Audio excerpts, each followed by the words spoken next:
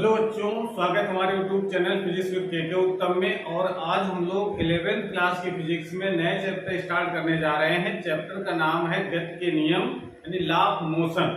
और आज हम लोग लॉ ऑफ मोशन यानी गति के नियम पढ़ने से पहले हम ये जानेंगे कि कोई वस्तु जब गति करती है या विरामावस्था में होती है, ठीक है ना, तो उसको विरामावस्था से गति अवस्था में कौन लाता है, या गति अवस्था में है तो विरामावस्था में कौन लाता है, ठीक है ना। यानी गति को कौन कराता है या कोई वस्तु गति कर रही है तो कौन रोकता है, इस बारे में पहले हम चर्चा कर लेंगे। यानी फोर्स के बारे में, यानी बल क्या होता है। कि बल का मतलब होता है, ये आप लोग 9th क्लास में पढ़ चुके हैं कि बल वो धक्का या खिंचाव है जो किसी वस्तु की अवस्था परिवर्तन कर देता है। अवस्था परिवर्तन का मतलब या तो विरामावस्था से गति अवस्था में ले आएगा, या तो गति अवस्था से विरामावस्था में ले आएगा, और या तो फिर दूसरा हो सकता है कि बल की गति की दिशा को चेंज कर दे।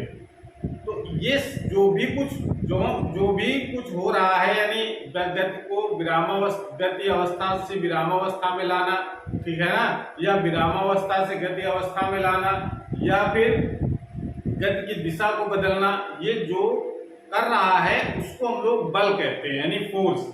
बिना फोर्स के गति संभव नहीं है। अगर कोई वस्तु कहीं रखी है तो वो रखी रहेगी जब तक उस पर कोई बाहर से बल न लगाया जाए। या कोई चल रही है कोई चीज, जैसे अगर कोई चीज हम लुढ़का दें तो वो तब तक चलती रहेगी जब तक उस पर कोई बाह्य बल न लगाया जाए। लेकिन अब ये अगर गेंद लुढ़का दी जाती है थोड़ी देर बाद जाकर रुक जाती है, तो इसका मतलब है कि ऐसा नहीं है कि वो अपने आप रुक गई है, उस पर उसको रोकने के लिए एक बल लग रहा है जिसको हम लोग घर्षण बल कहते हैं, या वायु का अवरोध हो गया, ठीक है ना। तो बिना बल के कोई भी चीज ना रुकती है और ना चलती है और ना चलने की दिशा बदलती है। तो ऐसे वाह कारक यानी ऐसे कारण को हम कहते हैं बल। तो बल की सिंपल से भाषा लिख सकते हैं, बल वो वाह कारण है जो किसी वस्तु की विरामावस्था अथवा गति की अवस्था अथवा गति की दिशा परिवर्तन कर देता है अथवा करने का प्रयास करता है। मतलब अगर कर दे तो उसको बल कहेंगे, ना करे मान लो दीवार को हम धक्का दें, मान लीजिए दीवार को गिराने लगे और ना गिरे, इसका ये मतलब नहीं बल नहीं लगाया गया, हमने गिराने का प्रयास किया लेकिन वो गिरी नहीं, ठीक है ना। तो बल उसको भी कहेंगे, समझ में आ रहा है।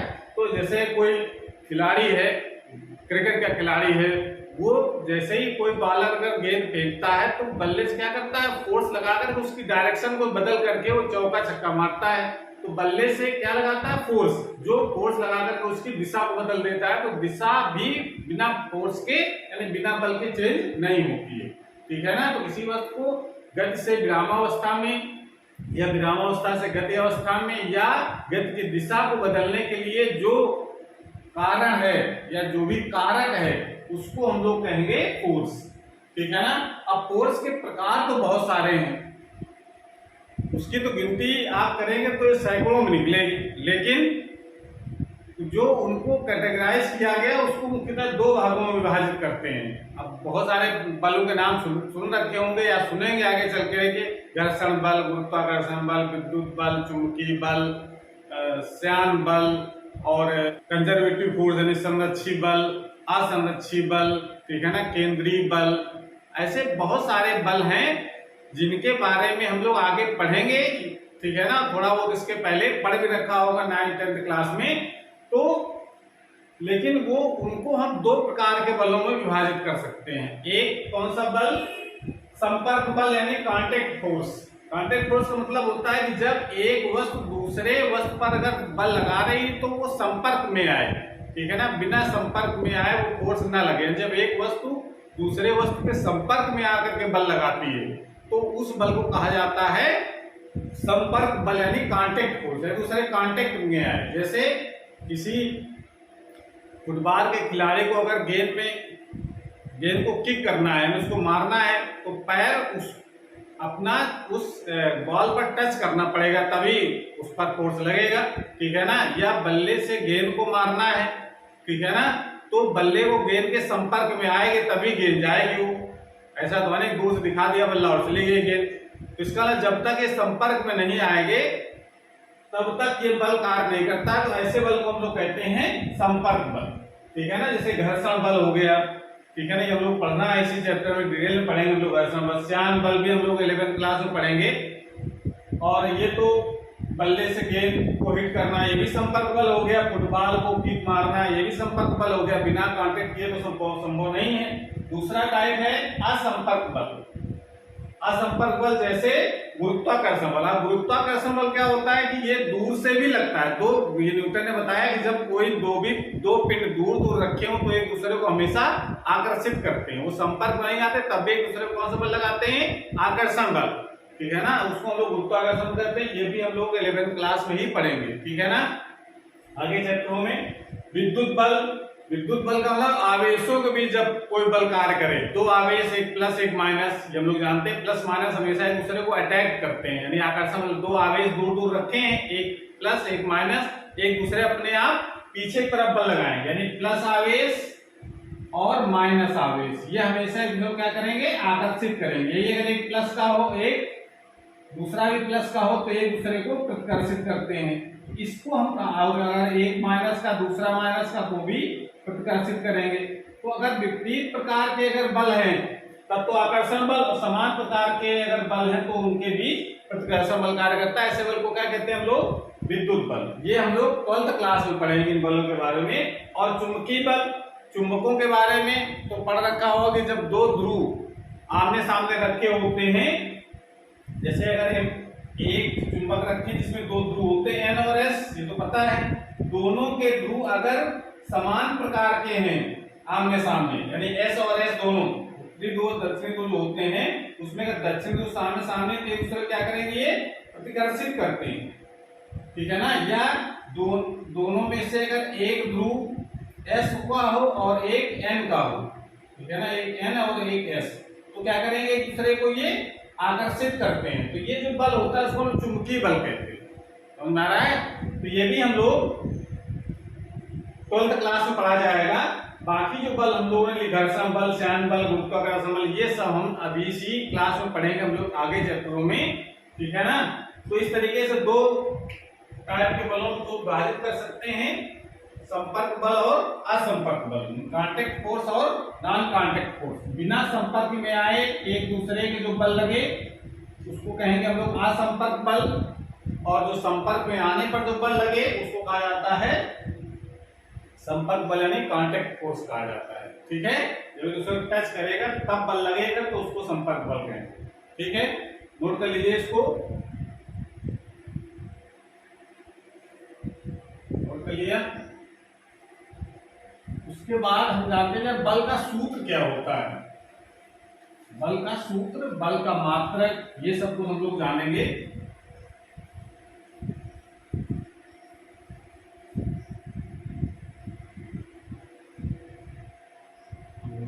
बल का सूत्र, महत्वपूर्ण चीजें आपको पता होना चाहिए। बल का सूत्र, ये सूत्र तो हम लोग आगे पढ़ेंगे। 9th क्लास में पढ़ा होगा बल का सूत्र क्या होता है? F = m × E, जहाँ m क्या है? द्रव्यमान और a है त्वरण। या इसका एक और सूत्र होता है F = हम लोग पढ़ेंगे संवेग परिवर्तन की दर को भी बल कहते हैं। दोनों ये न्यूटन के सेकंड लॉ हैं, हम लोग लॉ पढ़ेंगे तब ये फार्मूले वहां पर आते हैं। ठीक है ना, न्यूटन के सेकंड लॉ है F = dp/dt, यानी संवेग है p, यहाँ पर संवेग है, d का मतलब संवेग परिवर्तन की दर समय से डिवाइड कर दिया गया तो संवेग परिवर्तन दर हो गई। dp क्या संवेग परिवर्तन है और dt ये है डिवाइड करने से संवेग परिवर्तन की दर हो गई। F बराबर द्रव्यमान गुणित त्वरण। ठीक है ना, और अगर इसका वेक्टर रूप अगर लिखना चाहेंगे,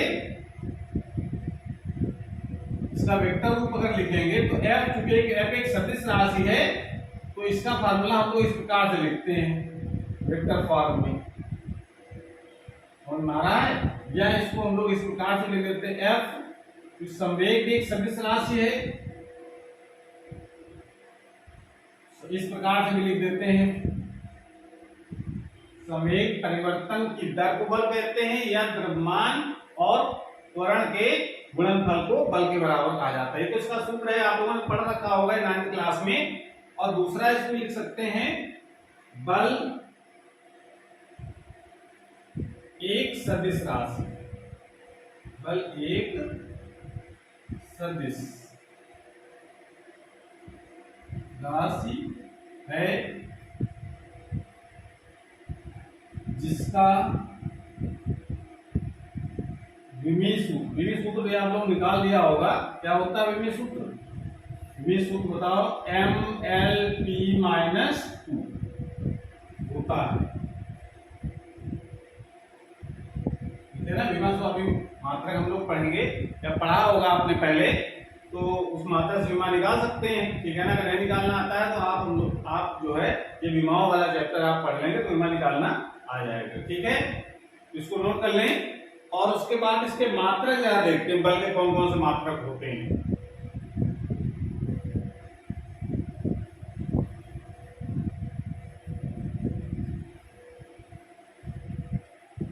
बल के मात्रक, बल के मात्रक, यूनिट ऑफ फोर्स, ठीक है ना। इसको क्या कहते हैं हम लोग? Unit of force. फोर्स को हम किसमें मेजर करते हैं, किसमें नापते हैं, ठीक है ना। तो बल को दो मात्रकों में मापा जाता है। कौन से दो मात्रक हैं? पहला मात्रक होता है बल का निरपेक्ष मात्रक, बल का निरपेक्ष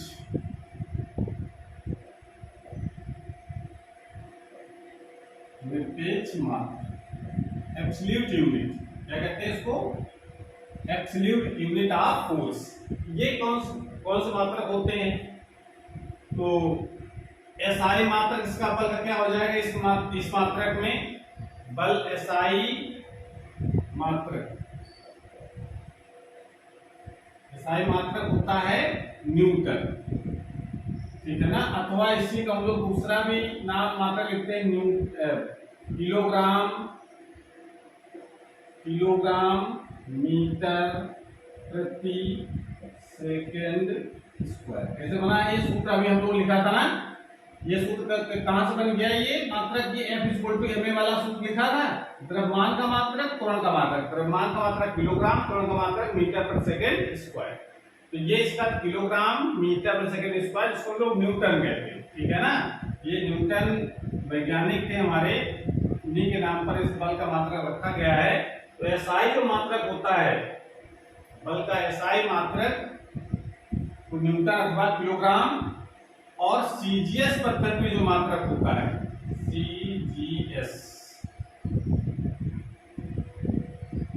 सीजीएस मात्रक क्या होता है बल का? डाइन, वो चुड़ैल वाला डाइन नहीं आएगा यहाँ पर, डाइन, ठीक है ना। डाइन, अथवा इसको लिख सकते हैं हम लोग ग्राम सेंटीमीटर प्रति सेकेंड स्क्वायर। ये इसका एसआई मात्रक हो गया, और ये हो गया सीजीएस मात्रक। कौन सा? निरपेक्ष मात्रक। यही सबसे ज्यादा यूज होता है मात्रक बल का। अगर कन्वर्ट करना चाहें हम, तो इसके लिए ये संबंध आपको ध्यान रखना है, 1 न्यूटन बराबर 10 की घात 5 का, ये संबंध आपको ध्यान रखना है।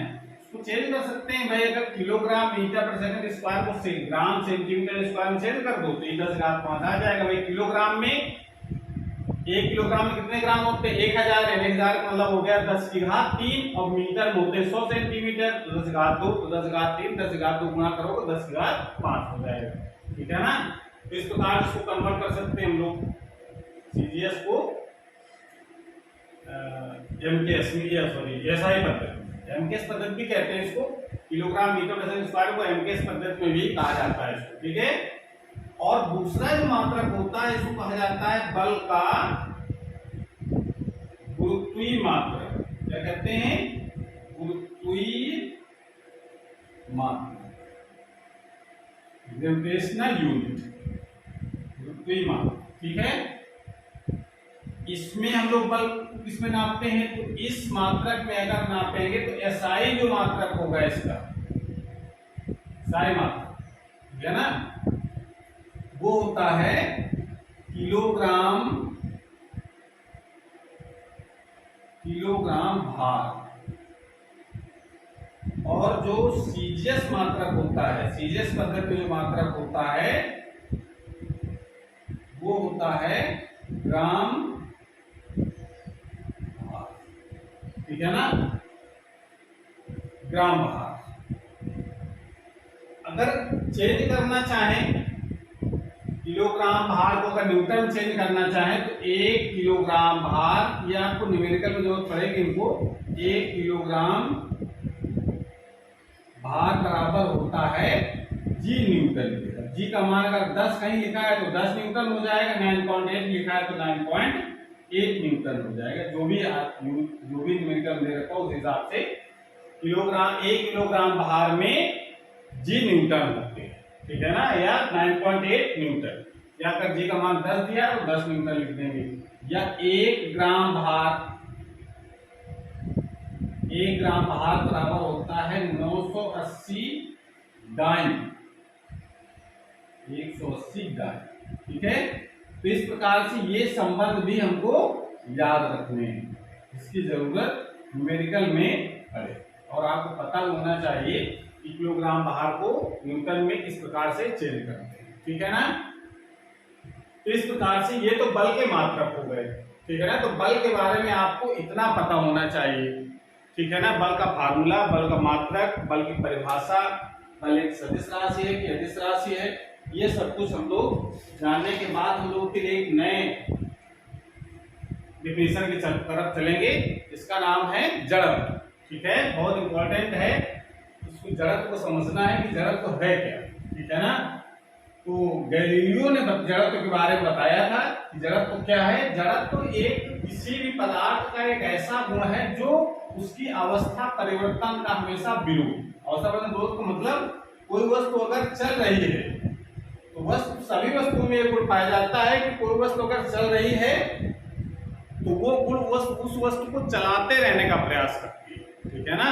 जैसे अगर कोई चीज रुकी हुई है तो ये गुण कहता है रुके रहो, चलो नहीं। अगर कोई वस्तु चल रही है तो इसका ये गुण कहता है कि चलते रहो, रुको नहीं, ठीक है ना। जिस दिशा में चल रहा है उसी दिशा में चलो। तो इस तरीके का जो गुण होता है इसको कहते हैं जड़त्व। तो जड़त्व अगर कह रहा है, जड़त्व कहता है कि अगर रुके हो तो रुके रहो, चल रहे हो तो चलते रहो। अगर ये कोई अगर तुम्हारी चलने से रोकेगा तो उसका हम विरोध करेंगे, या कोई चल रही है उसको रुकी हुई है अगर चलाने का कोई प्रयास करेगा तो हम उसका विरोध करेंगे। यानी जिस अवस्था में है उसी अवस्था में रहो, जड़त्व ये कहता है। तो जड़त्व की परिभाषा आप लिख सकते हैं, लगाइए जड़त्व। जड़त्व ये किसी पदार्थ का गुण है, जड़त्व मतलब इनर्शिया।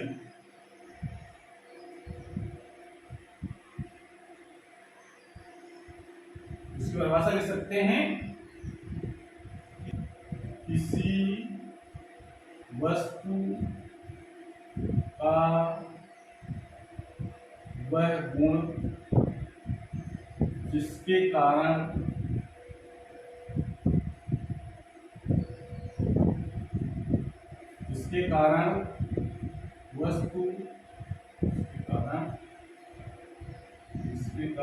वस्तु अवस्था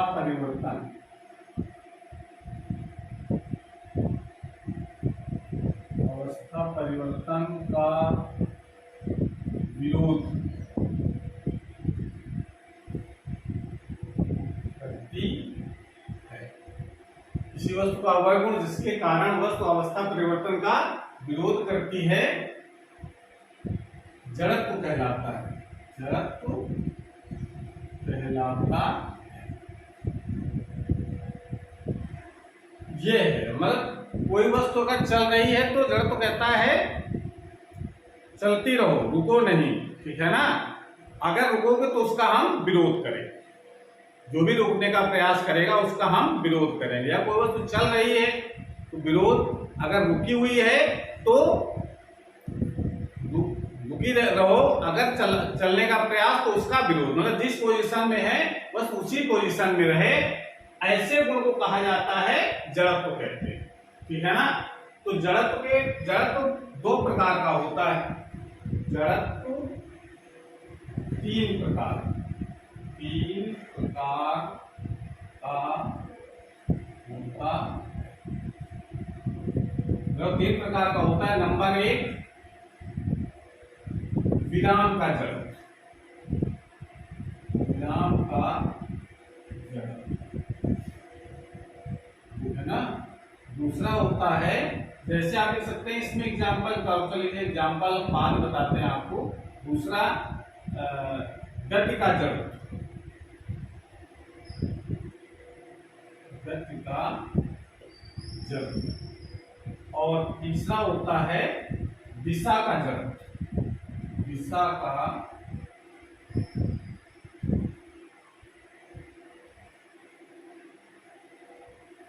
जड़त्व। ये तीन प्रकार के जड़त्व होते हैं। विराम का जड़त्व का मतलब वह गुण, किसी वस्तु का वह गुण जो उसकी विरामावस्था में परिवर्तन का विरोध करे। ठीक है ना। विरामावस्था में अगर है तो वस्तु विरामावस्था में ही रहे। ठीक है ना। अगर गति अवस्था में आ रही है तो उसका विरोध, तो विरोध करने का जो गुण होता है उसको हम क्या कहते हैं, विराम का जड़त्व। कोई वस्तु अगर चल रही है, कोई वस्तु अगर चल रही है तो चलती रहे, ये उसका गुण है। लेकिन अगर उसका रुकने का कोई प्रयास करेगा तो हम उसका विरोध करेंगे, तो वो कौन सा गुण होगा, गति का जड़त्व। यानी गति का विरोध करने वाला जो गुण होगा उसको हम लोग कहेंगे गति का जड़त्व। दिशा का जड़त्व का मतलब कोई वस्तु जिस दिशा में चले उसी दिशा में चले, अगर गति की दिशा बदल रही है तो भी उसका विरोध करने का जो गुण होता है उसको कहते हैं दिशा का जड़त्व। ठीक है ना। जैसे विराम का जड़त्व का मतलब होता है कोई बस खड़ी है, ठीक है ना, विराम अवस्था में उस पर यात्री बैठे हैं, अचानक गाड़ी चल दे यानी बस चलने लगे तो शरीर यात्री का जो है वो पीछे तरफ झुक जाता है। वो किसके कारण होता है, विराम के जड़त्व के कारण। कोई वस्तु विरामावस्था में है, नहीं बस रुकी हुई है, यात्री भी रुके हुए हैं, बस तो चलने लगी तो बस के संपर्क में जो शरीर है वो तो चलने लगा, लेकिन ऊपर वाला जो हिस्सा होता है वो विरामावस्था में ही रहने का प्रयास करता है, इस कारण से वो पीछे गिर जाता है। ठीक है ना। या अगर कोई कंबल है उसको अगर झाड़ना है तो हम लोग क्या करते हैं, जोर से उसको ऐसे ऐसे फटकते हैं तो उसकी धूल जो है वो बाहर हो जाती है। तो उसका कारण क्या है, विराम का जड़त्व। यानी धूल रुके हुए हैं, अचानक हमने उस कंबल को गति अवस्था में ले आए तो जो कण है वो तो विराम अवस्था में रहने का प्रयास करेंगे, इस कारण से वो उससे अलग हो जाते हैं। ठीक है ना। वो क्या होता है, गति के जड़त्व के कारण पॉसिबल है। या जैसे किसी डाल में आम लगे हुए उनको गिराना है तो डाल पर गिरा देते हैं तो गिर जाते हैं, वो उसका भी कारण ये कि उस विरामावस्था में है, विरामावस्था में ही रहने का प्रयास करेंगे विराम के जड़त्व के कारण। और हम अचानक उसको गति अवस्था में ले आए तो डाल तो गति अवस्था में हो गए, लेकिन आम जो लगे हुए हैं वो विरामावस्था में रहने के कारण वो अलग हो जाते हैं। ठीक है ना। ये सब होते हैं विराम के जड़त्व के कारण। गति के जड़त्व का मतलब होता है कोई बस चल रही है, उसमें यात्री बैठे हैं और बस अचानक रुक जाती है तो शरीर हमारा आगे की तरफ झुक जाता है, यानी शरीर हमारा गतिमान अवस्था में रहने के कारण बस रुकी तो शरीर जो संपर्क में था बस के वो तो रुक गया, लेकिन ऊपर वाला हिस्सा गति अवस्था में रहेगा, इस कारण से वो आगे बढ़ जाता है तो ऐसा लगता है सीधा आगे तरफ झुक गया है। ठीक है ना। जैसे अगर कोई यात्री चलती हुई बस से उतर जाता है, ठीक है ना, तो पीछे दौड़ता है थोड़ी देर, उसकी अचानक रुक जाए तो गिर पड़ेगा।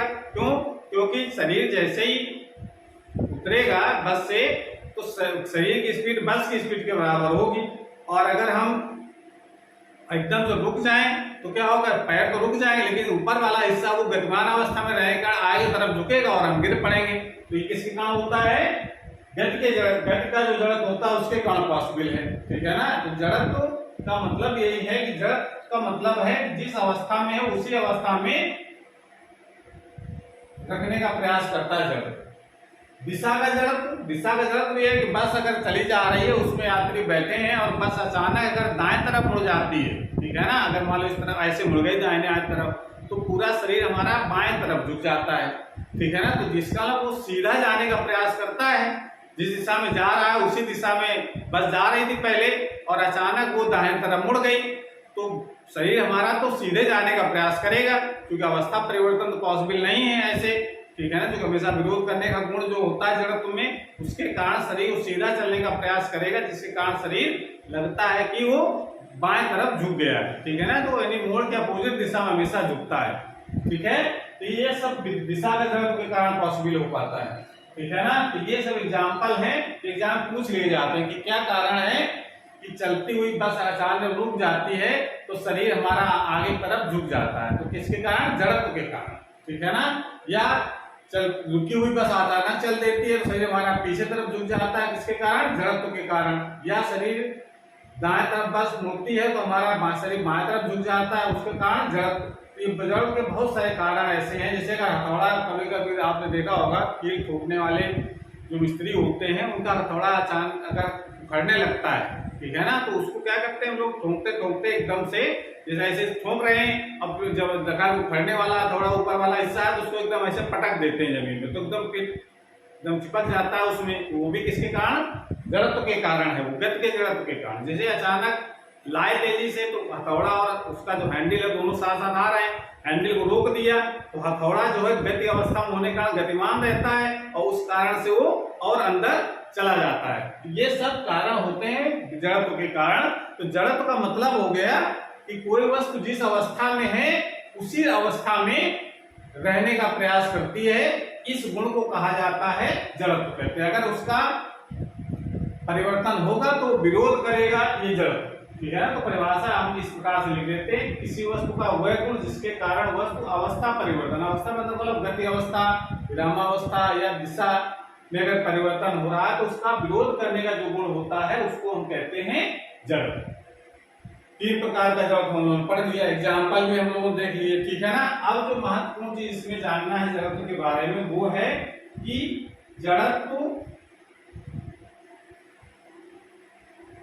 कोई भौतिक राशि नहीं है, जड़त्व कोई भौतिक राशि नहीं, यानी फिजिकल क्वांटिटी है, इसको मेजर नहीं कर सकते हैं, ठीक है ना। गुण कितना है, जड़त्व का गुण तो है, कितना है ये मेजर नहीं कर सकते हैं, मेजर नहीं कर सकते उसको भौतिक राशि कहते नहीं है। इसका जड़त्व कोई भौतिक राशि नहीं है, भौतिक राशि नहीं तो इसका कोई मात्रक नहीं होता है। जड़त्व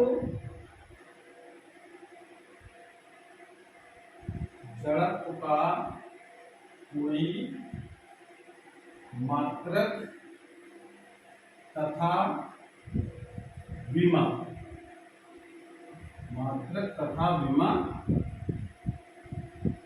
नहीं होती, ठीक है ना। और जो महत्वपूर्ण चीज ये है कि जड़त्व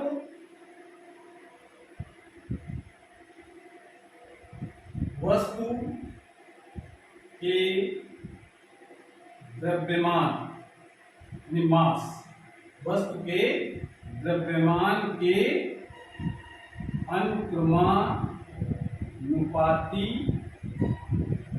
होता है, ये इसमें खास बात है। यानी जो जड़त्व होता है वो डायरेक्टली प्रोपोर्शनल होता है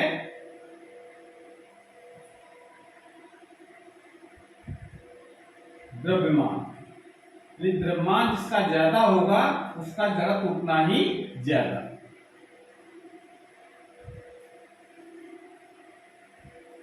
जिस वस्तु का जड़त्व जितना, जिस वस्तु का द्रव्यमान ज्यादा होगा उसका जड़त्व उतना ही ज्यादा होगा। यानी अगर कोई वस्तु बहुत भारी है, द्रव्यमान बहुत ज्यादा है, तो उसको अगर रुकी हुई है तो चलाना चाहेंगे तो ज्यादा फोर्स लगाना पड़ेगा, समझ रहे हैं। अगर जिसका द्रव्यमान कम है उसको कम फोर्स से चला लेंगे तो यानी अवस्था परिवर्तन का जो विरोध होगा वो कम होगा। मतलब ये है द्रव्यमान ज्यादा, जड़त्व ज्यादा, जड़त्व वाला अवस्था परिवर्तन विरोध करने वाला गुण वो सबसे ज्यादा है। विरोध करने वाला अगर ज्यादा है तो उसको चलाने के लिए हमको और ज्यादा बल की जरूरत पड़ेगी, ठीक है ना। इस कारण से या कोई जगह चीज रुकी हुई है, जिस कोई वस्तु चल रही है उसको रोकना चाहते हैं, द्रव्यमान उसका बहुत ज्यादा है, ठीक है ना, तो जड़त्व बहुत ज्यादा होगा। जड़त्व अगर ज्यादा होगा तो रुकने का विरोध सबसे ज्यादा, ठीक है ना। तो उसको रोकना है तो हमको ज्यादा बल लगाना पड़ेगा, ज्यादा विरोध करना पड़ेगा, तभी वो वस्तु रुकेगी। तो जड़त्व को द्रव्यमान पर निर्भर करता है और वो द्रव्यमान के अनुक्रमानुपाती होता है, जितना ज्यादा द्रव्यमान उतना ज्यादा